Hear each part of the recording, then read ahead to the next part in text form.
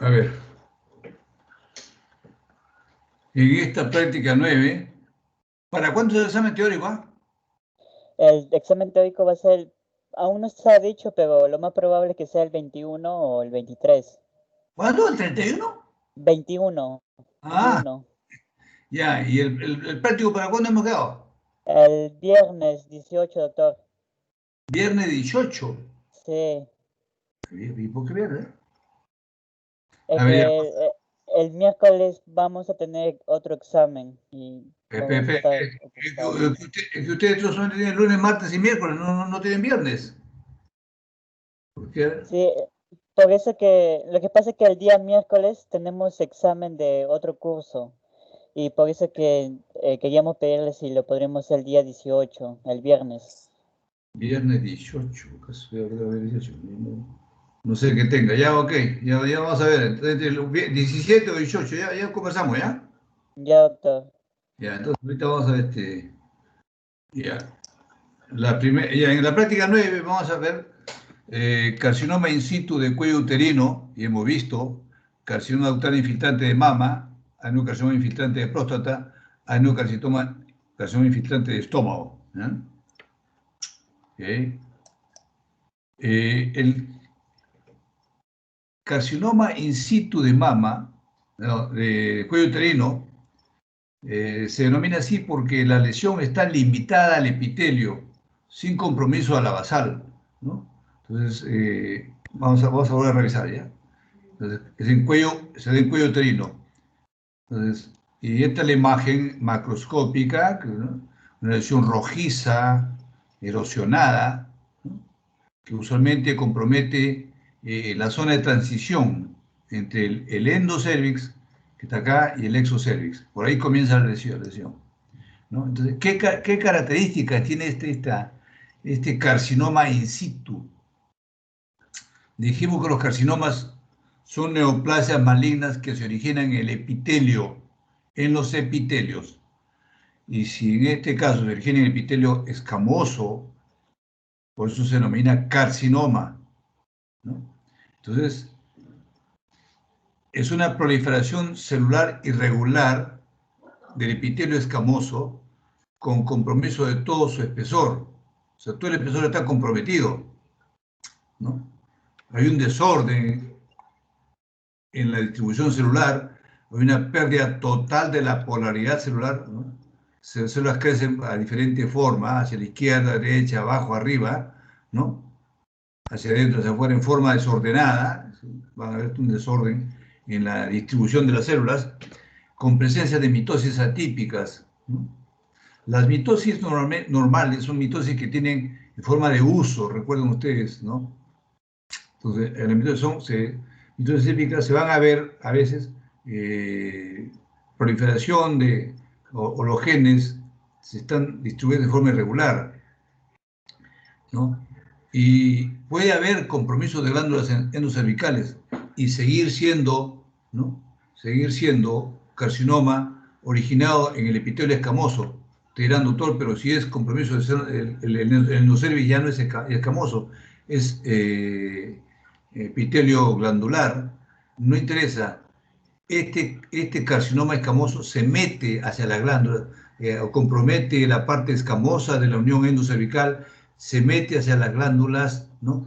Pero lo importante de todo esto es la membrana basal está indemne, no está rota, no está comprometida. Quiere decir que no hay células neoplásicas en el estroma, ¿no? Acá tenemos otro, ven ustedes, este es un epitelio normal, completamente normal, el de acá, ¿no? Normal. Y acá hay un epitelio que empieza con unos cambios totalmente desordenados. Ustedes, ¿no? Hay un incremento de la celularidad, proliferación irregular, desordenada, crece en forma desordenada hacia la derecha, hacia la izquierda, núcleos irregulares, ¿no? Con mitosis atípicas, ¿no? Entonces hay un desorden. Y conforme va avanzando se va viendo mucho más la lesión. Entonces, acá ven ustedes que esto es un carcinoma in situ. Ven ustedes que hay un desorden en la polaridad celular. Como les decía, las células crecen para donde le da la gana, ¿no? Los núcleos son núcleos irregulares, redondos, ovoides, ¿no? Otros núcleos angulados, ¿no? Informes, con nucleolos, mitosis atípicas, ¿no? Y lo fundamentalmente compromete todo el espesor del epitelio, ¿no? Todo el espesor esté comprometido, ahí, todo, ¿no? Y el nombre de carcinoma in situ le da la neoplasia escamosa, in situ porque está limitado al epitelio escamoso, ¿no? No hay compromiso del estroma, es el estroma, y acá la membrana basal que está acá, esto está indemne, no hay ruptura, por eso se llama in situ. Acá tenemos varias formas, ¿no? Que también sigue siendo in situ, un desorden total de la polaridad celular.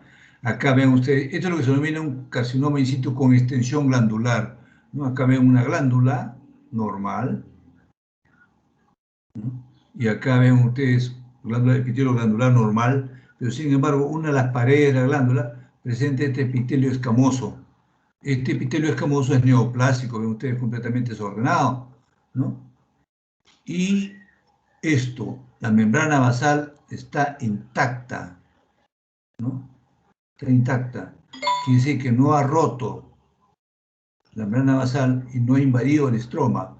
Eso se llama carcinoma in situ con extensión glandular, ¿no? El pronóstico de esta lesión es muy bueno, ¿no? Muy bueno. Entonces, diagnóstico es carcinoma in situ, ¿no?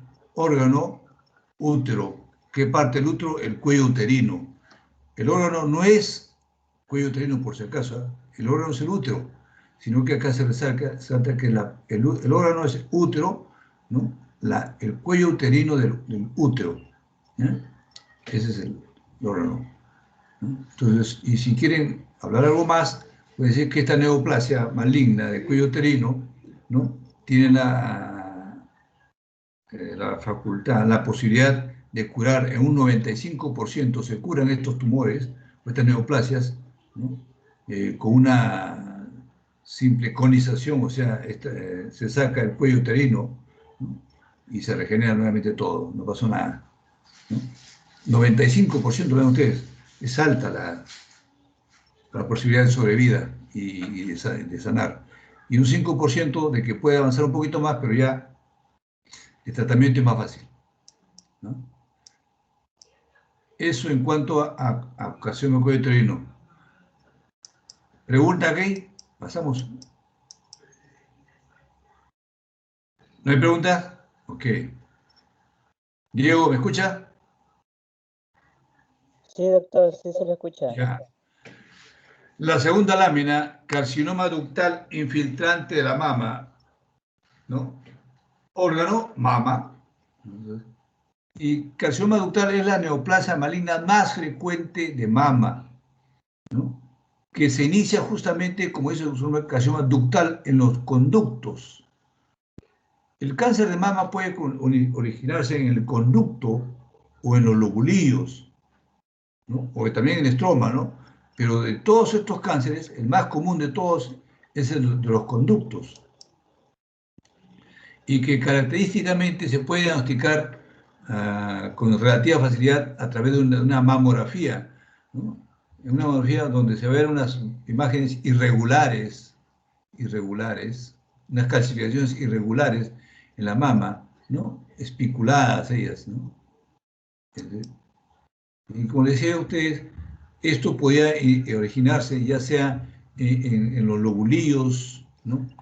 O en los conductos, ¿no?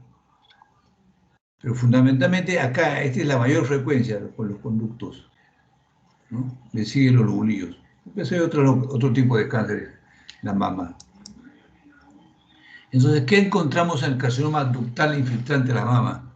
O sea, como su nombre indica, carcinoma ductal. Entonces hay una proliferación de células del epitelio ductal en forma desordenada, ¿no? Como en cualquier neoplasia. Entonces, donde se ven conductos atípicos o ductos atípicos, ¿no? Que presentan una proliferación celular con núcleos hipercromáticos, irregulares, con escaso citoplasma.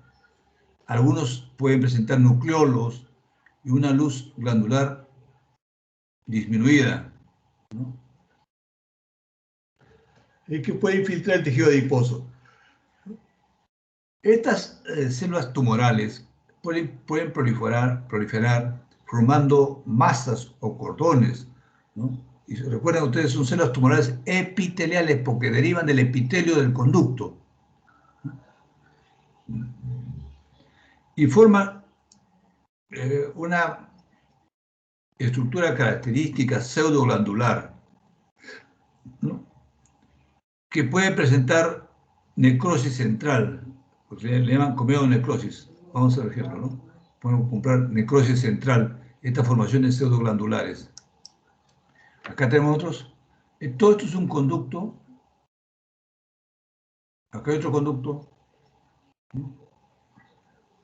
Y presenta una proliferación desordenada de células, de núcleos hipercromáticos, de tamaño variable, ¿no?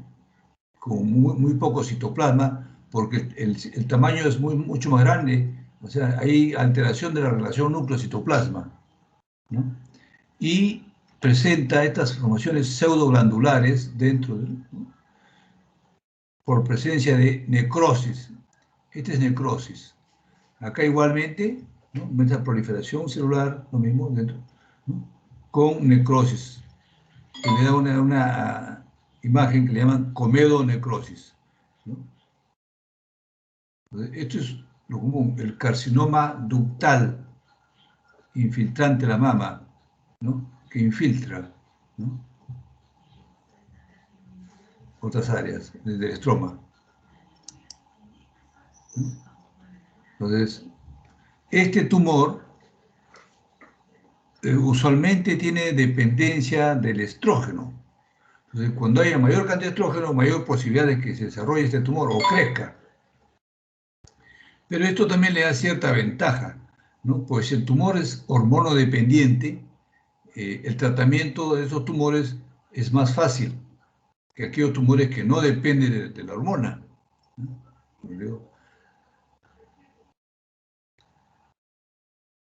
¿Alguna pregunta acá?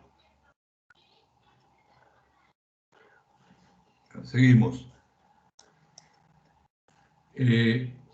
Próstata. Acá en la próstata, igualmente, se origina en los conductos, en las glándulas prostáticas, por eso se denomina adenocarcinoma, ¿no? Y a diferencia, como les decía, a diferencia de las otras neoplasias donde se ven masas grandes, irregulares, ¿no? Con núcleos hipercromáticos, ¿no? Núcleos grandes, pérdida de la relación núcleo-citoplasma, etcétera, todo monstruoso. En la próstata es al revés, ¿no? En la próstata, algo que antes de ver, la neoplasia maligna prostática se origina fundamentalmente en el óvulo posterior, de allí que es fácil detectarlo con el tacto rectal, ¿no? Y normalmente cuando uno hace la palpación rectal con el tacto, el óvulo de la próstata es medio elástico, ¿no? Medio cauchoso, como un caucho, normal. Pero en el cáncer se ve se palpa una masa pétrea, sólida, ¿no? Aumento de consistencia. Eso es cáncer y esa es la parte del lóbulo posterior, ¿no? Entonces, como decía, en la próstata hay proliferación de glándulas pequeñas. Todas son glándulas pequeñas, muy juntas ellas, muy juntas, ¿no? Con escaso estroma entre ellas, o no hay estroma. Entonces, eso le llaman el fenómeno espalda con espalda, ¿no? O sea, hay ausencia de estroma interglandular, ¿no? Las glándulas son pequeñas, todas ellas muy bien diferenciadas, pero que están en diferentes direcciones en el estroma, ¿no? Y que presenta,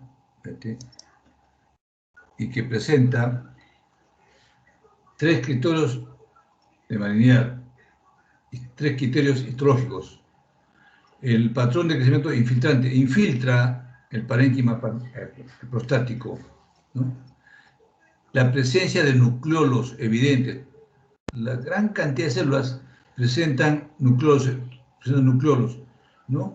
y no presentan capas de células basales. Estas capas de células basales, con la coloración de hemoglobina y eosina, es casi imposible observarla, ¿no? No puede diferenciarse, pero sí puede diferenciarse la proliferación monótona de glándulas pequeñas sin estroma entre ellas, ¿no? Entonces, acá tenemos otros, ¿no? Tienen la gran cantidad de glándulas, ¿no? Pequeñas todas ellas, muy juntas, con escaso estroma o sin estroma entre ellas. Ustedes, ¿no? Si uno quiere llamar esto, son luces rígidas. Acá tenemos, ¿no? Acá ven ustedes, todos son células neoplásicas, ¿no? Es decir, lumen irregular, diferente tamaño, diferente forma, pero son lúmenes rígidos, casi tubulares, son pequeños túbulos, toditos. Y ustedes ven las células, los núcleos son todos casi del mismo tamaño y presentan nucleolos, ¿no?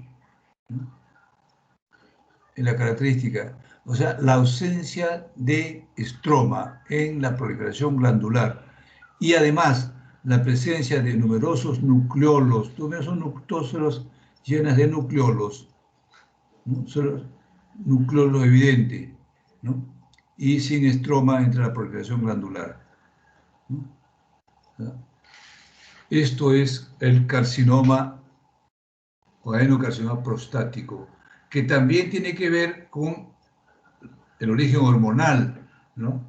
La testosterona favorece esta neoplasia, de allí que cuando los pacientes presentan un grado de diferenciación mucho menor, ¿no?, de estas células, la recomendación es, aparte del acto quirúrgico, la ablación o resección testicular, para que no se vaya produciendo más hormonas.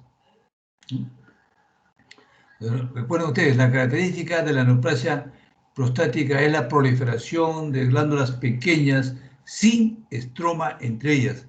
Y estas glándulas tienen, ¿no?, el epitelio está constituido por células pequeñas, con núcleos también pequeños, ¿no?, muy uniformes entre ellos, inocentes aparentemente, con nucleolos evidentes.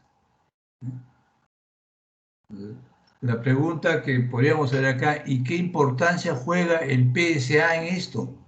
El PSA en estas neoplasias usualmente está aumentado, usualmente, ¿no? Pero también hay casos de carcinomas indiferenciados que son PSA negativos.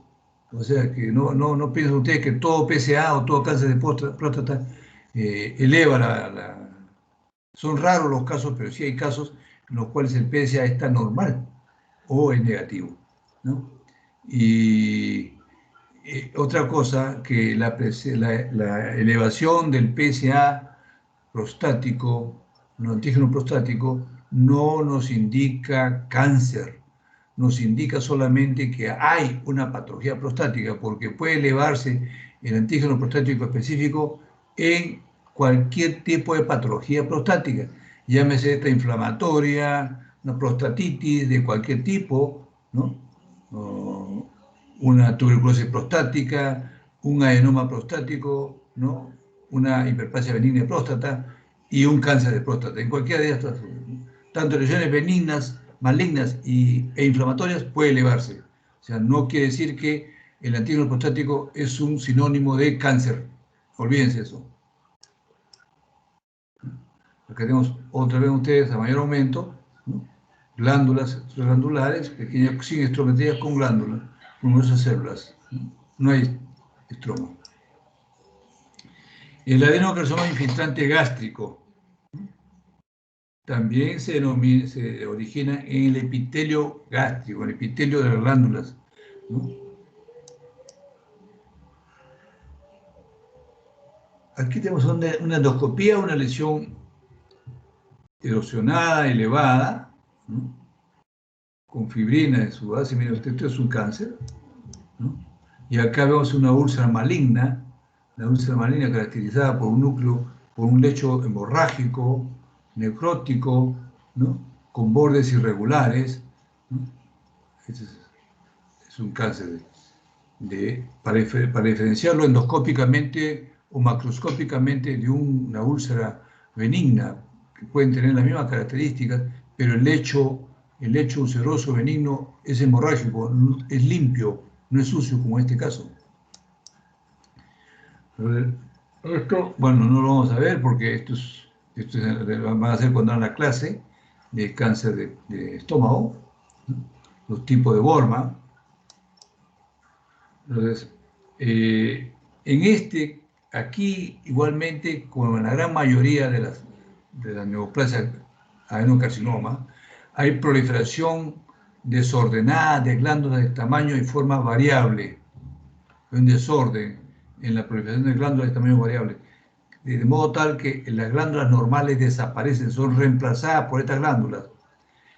Igualmente, el estroma interglandular es escaso. En todas las neoplasias malignas, el estroma interglandular desaparece prácticamente. Y el epitelio amorfo, ¿no? Presenta igualmente núcleos hipercromáticos, irregulares, aumentados de tamaño, ¿no? Nucleolos prominentes, o sea, cualquier tipo de alteración de relación núcleo-citoplasma, formas irregulares, etcétera, etcétera. Este adenocarcinoma infiltrante puede invadir su mucosa, capa muscular y serosa. De allí era la clasificación de Bormann, que no le hemos hecho porque, como digo, lo van a hacer con cierta teoría, ¿no? Entonces, también hay una buena cantidad de neovasos, ¿no? Mitosis atípica, en todas las neoplasias malignas hay mitosis atípica, ¿no? Y puede haber embolia tumoral vascular. Acá tenemos nosotros una imagen de lo que supuestamente fue estómago.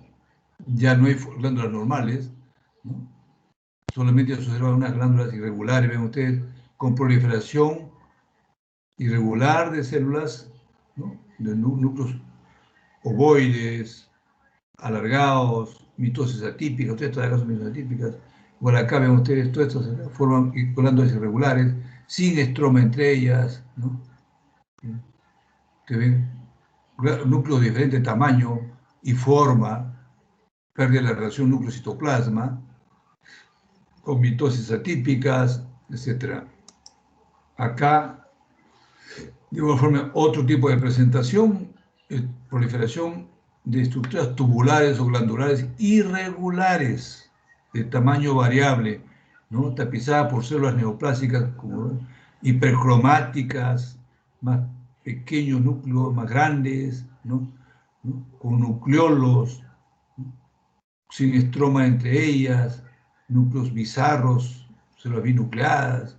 Se ven ustedes un desorden total, no se ven glándulas normales. Eso es el adenocarcinoma de estómago. Y que se relaciona con un bicho. ¿Cuál de ellos? Se relaciona con el Helicobacter pylori. Eso no quiere decir, ojo, que todos los pacientes que tienen Helicobacter pylori tengan que hacer cáncer de estómago, ¿no? Sí, hay mayor posibilidad de los pacientes con Helicobacter pylori que hagan cáncer, ¿no? ¿Alguna pregunta en esta práctica? ¿Para seguir?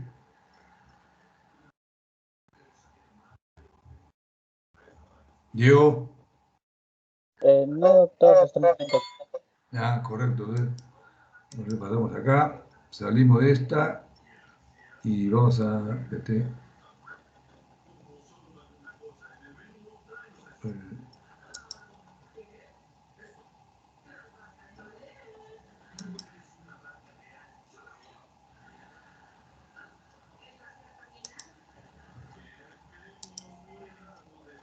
Y pasamos a la práctica 10. ¿Que la ven, no? Sí, doctor, sí se ve la pantalla. Ya, correcto. Entonces, en esta práctica vamos a ver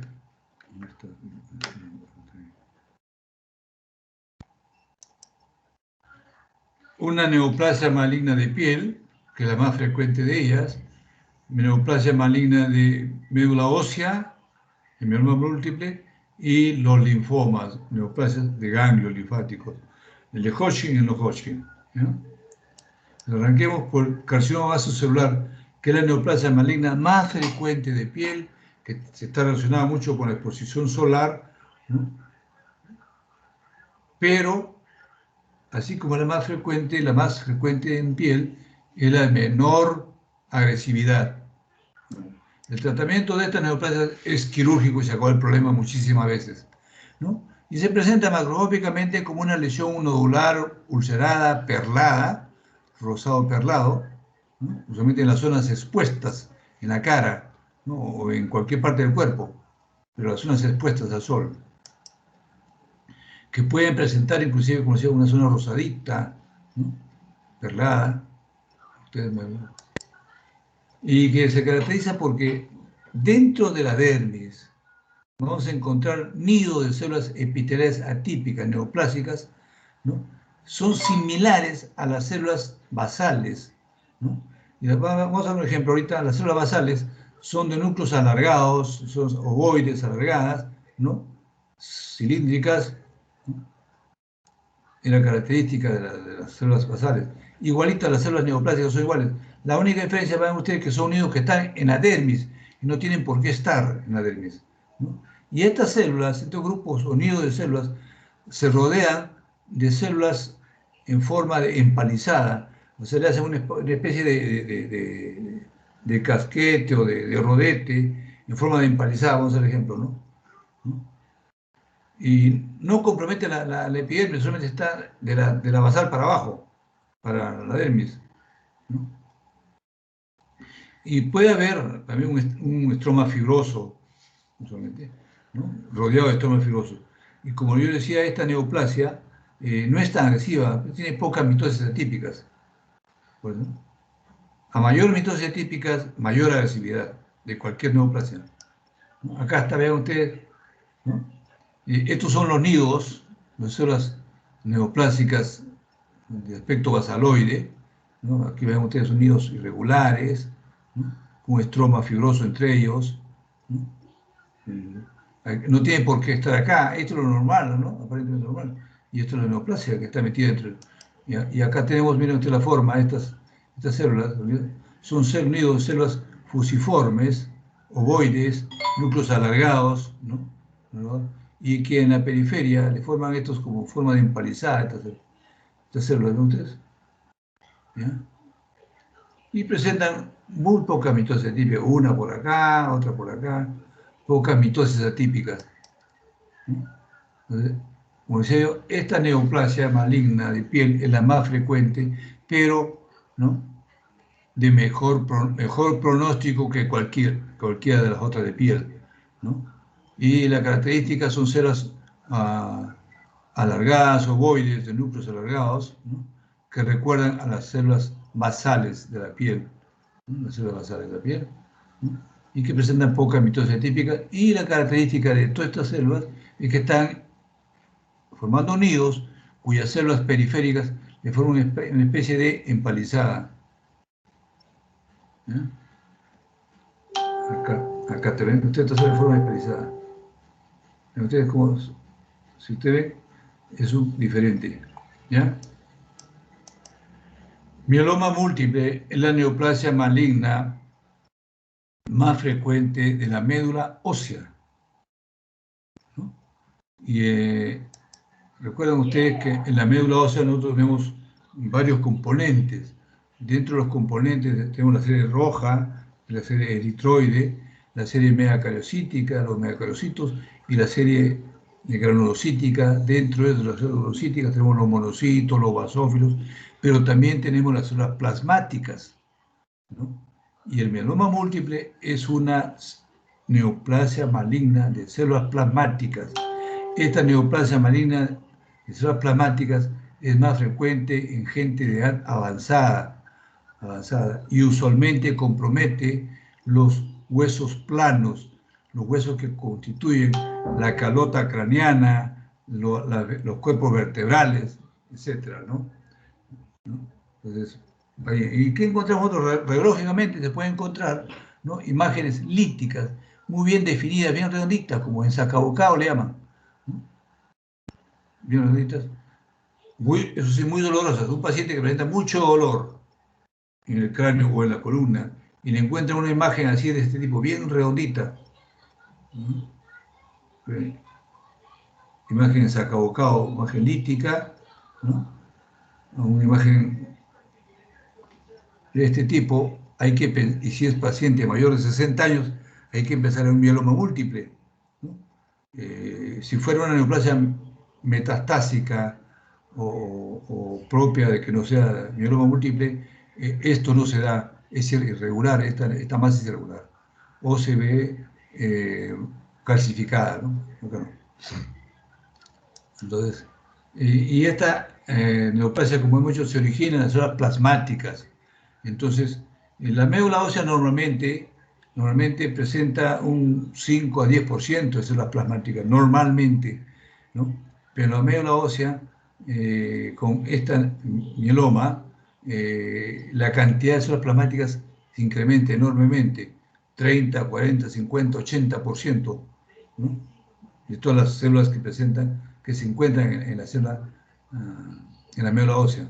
Y dice, miren ustedes, cuando uno encuentra entre 10 a 20% de células plasmáticas en médula ósea, y esa lesión que nosotros hemos visto radiológicamente, hay que pensar, sugieren que sea un melanoma, ¿no? Un mieloma, disculpen. Mieloma.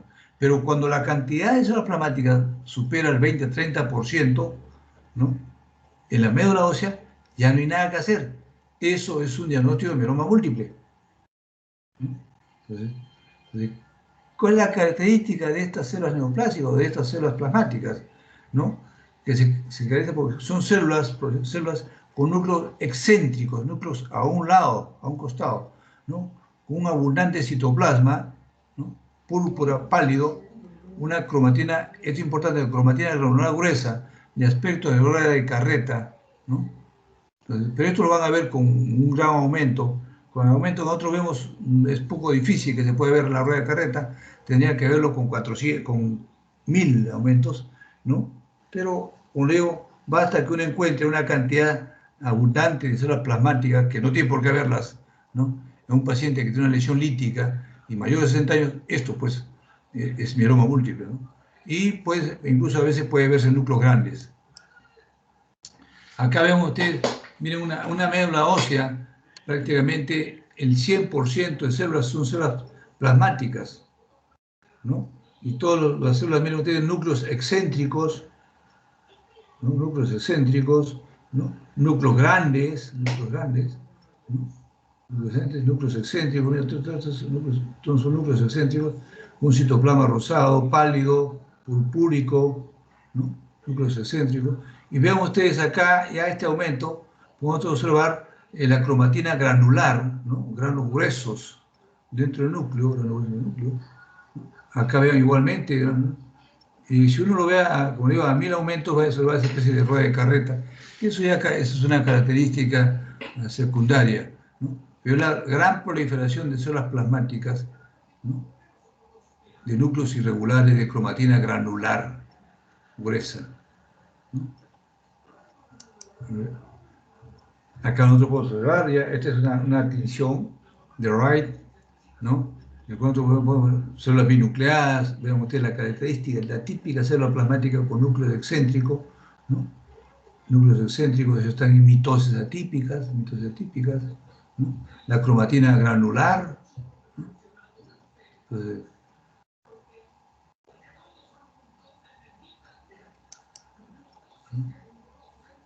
Entonces, acá, por ejemplo, vemos nosotros, esto es una médula ósea, ¿no? Que tiene mieloma múltiple, pero que no es tan rica como la anterior, porque acá nosotros tenemos esto, es un megacariocito normal, ¿no? Estos son células normales, ¿no? Estos son granulocitos, son los normales. Acá están las células plasmáticas, ¿no? Estos son plasmáticos. Hay una buena cantidad, acá más o menos estamos hablando de un 15% de células o 20%, ya pues vamos a asegurar que este tiene un mieloma, ¿no? Entonces, y vamos al linfoma. El linfoma, la neoplasia maligna de ganglio es de dos tipos. dos grandes grupos, el linfoma de Hodgkin y el linfoma no Hodgkin. Veamos el linfoma de Hodgkin. El linfoma de Hodgkin afecta al ganglio linfático igual que el no Hodgkin. La diferencia entre este y el otro, bueno, acá usualmente el linfoma de Hodgkin afecta a gente más joven y las cadenas ganglionares que pueden ser observadas, la cadena ganglionar cervical, la cadena ganglionar axilar, ¿no? Etcétera. También afecta a los ganglios internos, ¿no? Sino usualmente, digo yo, y es más en frecuente gente joven. Y ve usted, es una masa completamente nodular, del mismo color, se pierde la arquitectura, una gran masa de la arquitectura del ganglio normal, ¿no? Entonces, y uno histológicamente encuentra que hay pérdida de la arquitectura linfática. No vamos a encontrar nosotros los folículos linfoides, no vamos a encontrar, o sea, las áreas centrofoliculares, no vamos a encontrar las áreas paracorticales bien definidas, las células linfocitos, las células citocitos, no, se pierde totalmente eso, ¿no? Y hay una hiperplasia de linfocitos atípicos y células reticulares. Pero la característica es la presencia de las células de Reed-Sternberg. El otro día se expuso sobre esto y hablaban de células Reed-Sternberg y hablaban de células lacunares y hablaban de células de células de Hodgkin. No, todo es lo mismo. Lo que sucede es que Reed-Sternberg descubrió esta lesión, esta neoplasia, ¿no? Descubrió que dentro de un grupo de proliferación de células reactivas, ¿no? Aparecían unas células características binucleadas, que son las redes, por lo llamado Reed-Sternberg. Reed era su tecnóloga y él era el doctor Sternberg, ¿no? Entonces, estas células presentan un citoplasma claro, anfófilo, que decir que puede ser de dos tipos, cianófilo o acidófilo, ligeramente basófilo, y presenta dos o más núcleos de cromatina finamente reticular con un contorno visible nuclear y presencia de nucleolos evidentes. Vamos a ver, ¿no? Entonces, también están las demás presencias de células de Hodgkin, que son las células mononucleadas o multinucleadas, pero todas son células de Sternberg. Lo que pasa es que él describió estas células, pero él, la idea es que él descubre de que estas son las células neoplásicas. Igualmente, posteriormente ya se ha ido estudiando y se encuentra que hay células de mononucleadas, pero también la misma característica. Presenta un núcleo grande, el núcleo prominente, ¿no? O células multinucleadas. Entonces, todos serían células de Sternberg, ¿no? Pero son estas células, las neoplásicas, las únicas neoplásicas. Las otras células son células reactivas. Y acá tenemos, es un ganglio normal, recuerden ustedes, ¿no? Con los folículos linfoides, las áreas paracorticales, muy bonito, ¿no? Sin embargo, en el linfoma de Hodgkin desaparece la arquitectura. Todas estas células que ustedes ven acá son células reactivas, no solo células neoplásicas, son células medidas irregulares, todo, pero estas son las células neoplásicas, ¿no? Y ustedes son células con núcleos grandes, ¿no? Entonces vamos a ver acá. Estas de acá, estas son las neoplásicas, estas de acá, ¿no? Y acá tenemos, dentro de este gran grupo, acá tenemos, miren ustedes, en la famosa célula de Reed-Sternberg.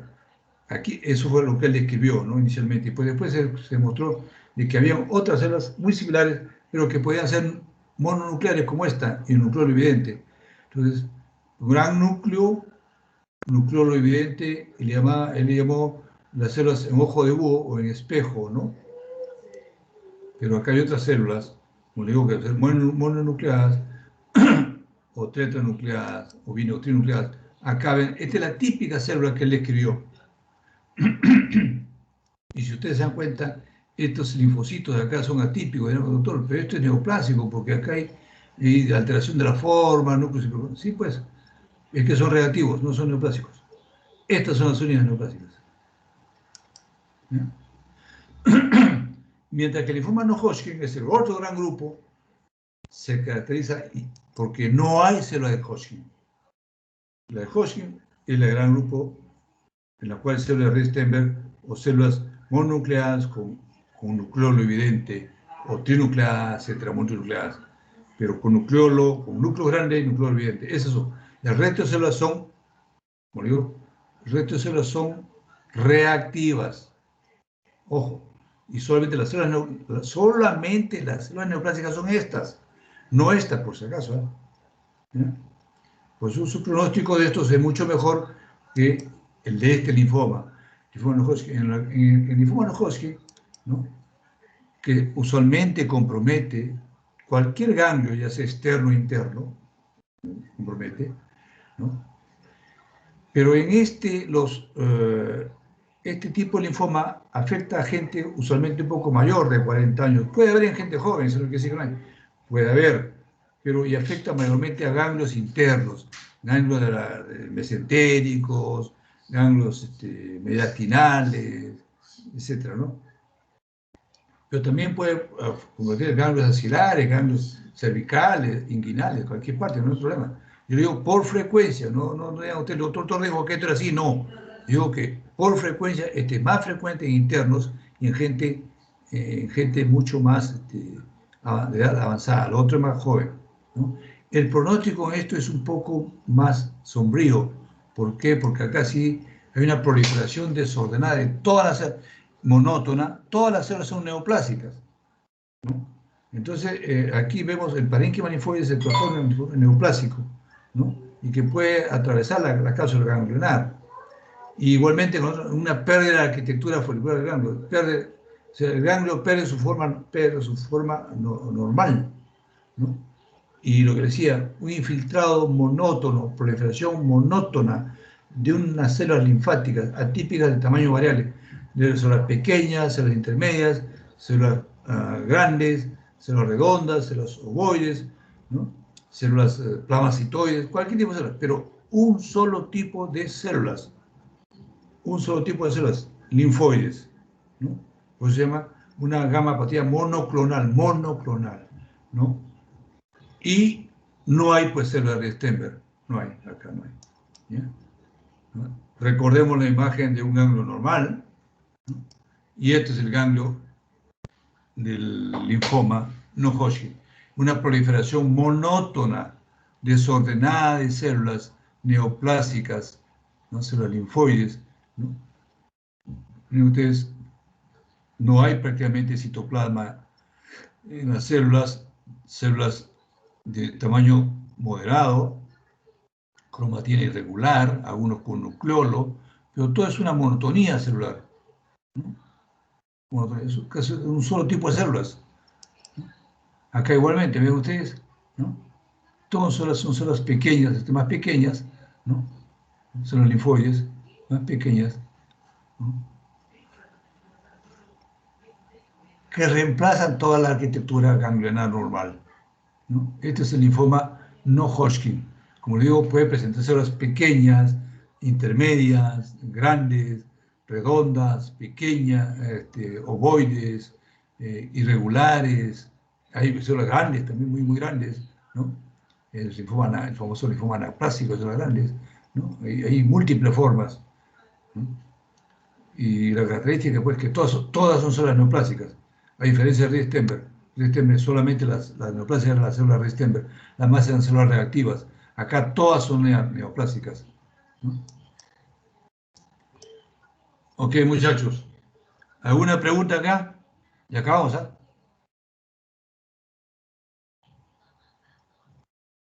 Diego, te escucho.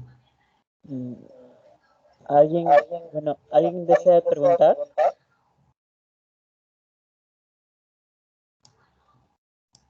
Esto ya ya lo hemos visto anteriormente, no solamente en un repaso, ¿no? Para acordarse. Y, ojo, igualmente, el examen va a ser así como les he dicho, ¿no? Les he dicho, o sea, órgano, piel, ¿no? Diagnóstico que llama celular y me describe. Descripción, ¿no? Esta es la descripción. Y le pasaré esta imagen, te miran qué cosa es esto.